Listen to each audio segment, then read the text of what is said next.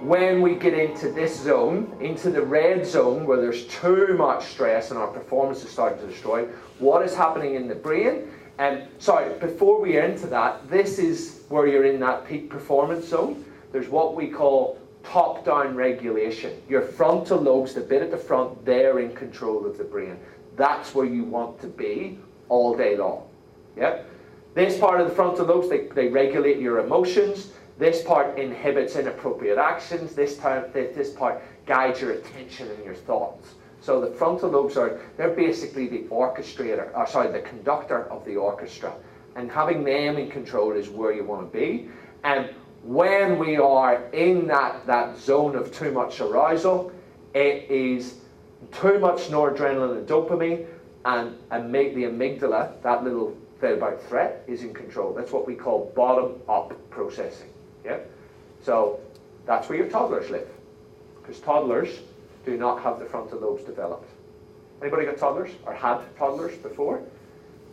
Is it easy to talk them out of a tantrum rationally? Let's just talk about this tantrum that you're having. It just doesn't cut it, does it? Because they only start really developing the frontal lobes at the age of 3 and 4.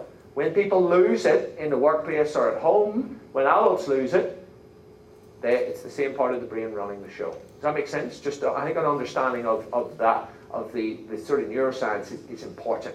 Now, the ugly part of stress is really quite nicely summed up by this. And this is an area of research called psychoneuroimmunology. Psycho thoughts, neuro-nervous system, immunology, immune system. So what happens, and I'll try not to get too sciencey, but this is short-term stress response, the one that we all had 5 minutes ago. Yeah, and it's to do with the nervous system. Now, if this is going on for about 10, 15 minutes, or if it's massively intense from the start, the brain switches on another stress response system called the HPA axis, hypothalamus, pituitary gland, and adrenal cortex. And it's a slower hormonal response, but it releases cortisol. Who's heard of cortisol? I think it's pretty famous. Most people in the workplace know about cortisol. Again, it gets a bad rap. If you don't have cortisol, you're goosed. Yeah? Cortisol is an anti-inflammatory agent, and it's part of our response to stress. What it does is it suppresses inflammation, but when we're producing it over and over and over again in large amounts, what happens is the receptors for cortisol get diminished. And what cortisol should do is it gets released, it gets up into the brain and says, you know what, we're dealing with the stress, stop releasing this stuff, corticotropin-releasing hormone. So it stops that from continuing. So it's what we call a feedback loop. And it's a beautifully designed system. All right, we know there's a problem going on, we've mobilized resources, we can call off the dogs. What happens is if you get that too much, it doesn't have that effect in the brain. The feedback loop is broken, it goes on a runaway up.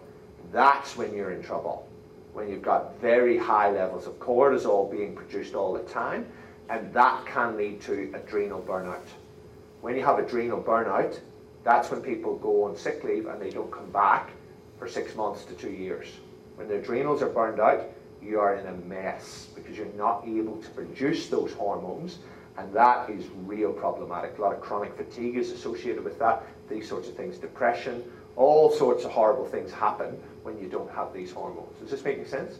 Okay, so now, if this is going on all of the time, what happens is there's certain things activated in immune cells that creates this pro-inflammatory cascade. So guys, inflammation at a cellular level is the root cause of pretty much every chronic disease. You do not want to have cellular inflammation. What happens is this thing gets released in the brain. I'm just going to pick one, nuclear factor kappa bravo.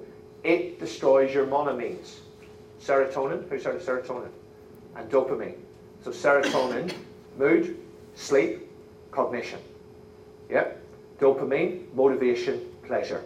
You don't want those things destroyed, do you? So that happens, and so that leads to depression, often, with chronic stress. Creates excitotoxicity, where the brain cells literally fire themselves to death. And that is a big contributor to Alzheimer's disease, we've now found out. And the last one that happens is it destroys growth factors in the brain, protective factors that I'll talk a little bit about later on.